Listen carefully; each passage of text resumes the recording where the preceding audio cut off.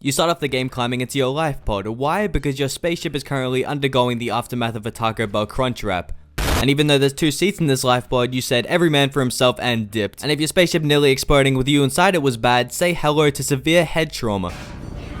Hey, I know you're tired, man, but you should probably extinguish that fire. After doing so, you should probably get some air.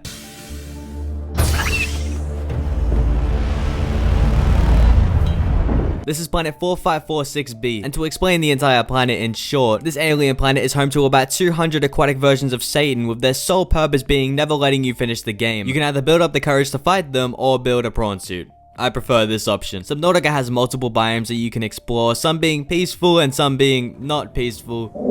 With every time you find a new biome, do you mind? With every time you encounter a new biome, not only you're making it further into the game, but it also gives you another reason on why plastic is good for the ocean. So now if you didn't know how to swim already, you might as well count your days because this place is literally just water. You'll also notice that you have a water and health bar. Keep an eye on that because it goes away in about 30 seconds. Diving down, you'll come across the basic materials of copper, titanium, acid mushrooms, and some fish. With your fabricator, you can use these materials to create the basic things like the Sea Glide. The Sea Glide is amazing for searching around faster because our player here is about as fast as a beach whale. You'll also notice that you have an oxygen tank, and I cannot explain enough how much I hate this thing. On top of the Sea Glide, you also have the scanner. The scanner is useful for scanning and will help you a lot when you're looking for the blueprints for the later vehicles. And a repair tool and knife, both also very useful. After repairing your life pod, you should now have a working radio. The radio gives you occasional distress calls from other life pods on the planet. So after getting the distress call, you go to rescue the survivors.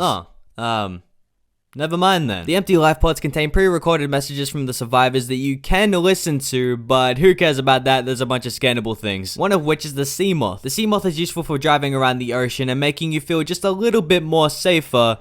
It's also a nice snack for the nearby leviathans. After getting all this equipment, it's probably time to search the currently on fire and recently crashed spaceship.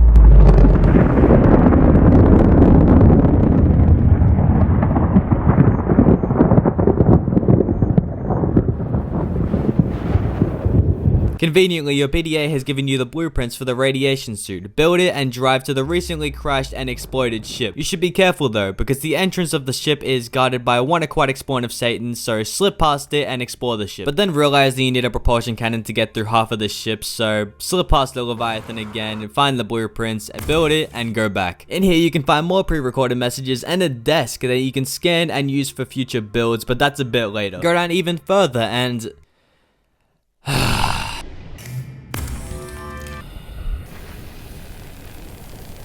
cut to the door and find the prawn suit, scan it and swim back to your life pod because you've spent way too much time here and your oxygen is getting incredibly low. Drive back to your mobile vehicle bay. Considering how easy it was to create the sea moth, I doubt it's going to be any harder creating the prawn suit.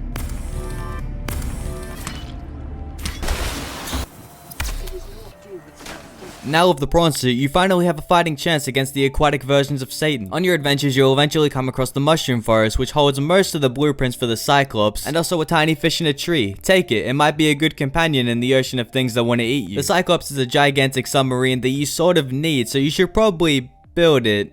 With the Cyclops, you now have all the main vehicles. Now all you have to do is go down to the Blood Cup Forest. After all this time, you should have gotten a message from some people coming to rescue you. It would have been nicer for them to, you know, tell us before we started building all of this stuff. But whatever, you swim to the location they told you to go to and see this weird building. Just ignore it. I'm sure it has no significance to the story.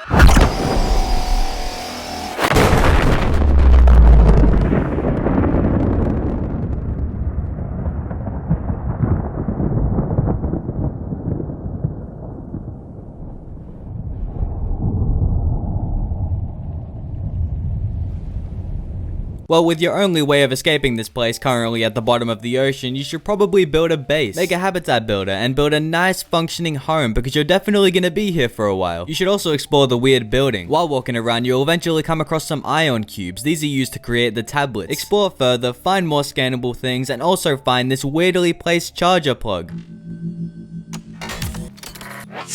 Turns out that it's not a charger plug and actually the button to turn off the big gun that shot down your only way of escaping this place. Is there actually any need for that though? Is telling us to leave really that hard? This little pokey thing only allows people who are not infected to press it, so the infection does not spread. Oh yeah, and you're also infected probably should have said that. If being stuck on a planet primarily home to the most dangerous creatures on the planet with no way of escaping was bad, you now have a deadly virus. While looking through your PDA files, we figure out more about the virus and that this planet was quarantined and completely extinct, with that big gun stopping anyone from arriving or leaving, which also explains why our ship had its big accident. After a while, you'll start to get these hallucinations or messages from this creature talking to you. With this place having no human life forms, I think this is just a case of you tripping the fuck out. I've also never seen a talking fish. There's an alien research facility 800 meters down. Why does this matter? Because it can help you get rid of your virus. So get a bunch of food and water because this is going to be a very long trip. And also make sure to bring a depth module for your Cyclops and Prawn suit because otherwise this will be a very short journey. Getting to this place is pretty self-explanatory. Drive down to the Blood Cup Forest, drive further down and you'll eventually come across the Lost River. Or for a much easier explanation, go to Life Pod 2 and it's literally right next to it. The Lost River is home to about 20 different aquatic versions of Satan that annoy you more than scare you. This part of the Lost River is also good to find cave sulfur. You'll need this in the future. On your journey, you'll come across the ghost leviathan, crab squid, and the warpers. These things will stop at nothing to separate you from your prawn suit or sea moth, and there's nothing you can really do about it, considering they just teleport. Go further and you'll come across the research facility. Sadly, it's destroyed and holds no cure to your virus, but it does hold information to the virus and another research facility even further down. We also come across an underwater base. Why would someone build their base in one of the most dangerous biomes in the island? I don't know. There's also an alien containment tank. Scan it, it's useful for storing your little fish eggs. There's also another fish egg. Take it, it can add as another companion in the ocean of things that want to eat you. Some more exploring later and we come across the lava zone. The lava zone is fine. Just stay away from the gigantic fire-spitting dragon that can eat you like a Tic Tac. The lava zone also holds kyanite, a very useful material that helps you with creating vital things like the prawn suit depth module. And if you have gotten this far, you're definitely gonna need. Further down, we'll see a more intact alien base. I'm not sure if we should be terrified or excited considering the last alien base we came across was not very welcoming. But ignore that because you spent countless hours trying to find this place, so there's no turning back. Hopefully you've packed some tablets with you because like before, you need tablets to open the doors. This alien base doesn't have the cure to your virus, but it does have the blue tablet. Trust me, you're gonna need this. On top of that, you also get the location to the main alien base. Go down this very welcoming hole and you'll get another message. I am what you seek. Want to help you. Down here, you'll find another alien base and another fire-spitting dragon. Slip past them because his reaction skills is as if you put a 97-year-old in a wheelchair on slow-mo. In here, you'll find a lot of scannable items. Do they help you on your journey or even matter at all? No. Opening this door, we'll see a pool of water. I mean, we probably shouldn't go down there. We don't really know what's down there. Oh, well this looks nice. This is the Sea Emperor, and despite it being the size of two 30-story buildings and could easily eat every life form on this planet if you made her too mad, she's actually pretty chill and just wants somebody to hatch her eggs. And just wants you to help her because apparently you're the only person who can hear her. So you can talk to fish.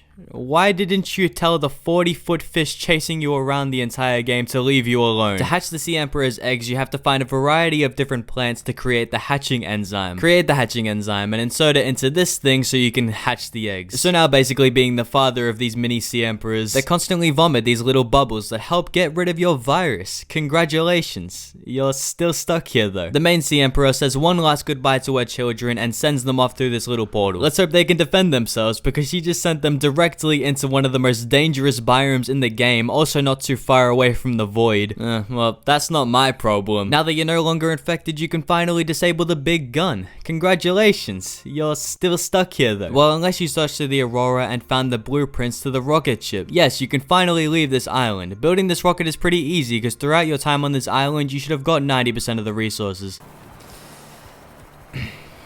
I think we're gonna be here for a while. Now in your early 50s, you finally created the rocket ship. Say goodbye to your pet cuttlefish. Give one last hug to your friendly Leviathan. Jump into your rocket ship, prepare a time capsule, start up the rocket ship, and say f*** you to this island and fly off. 1.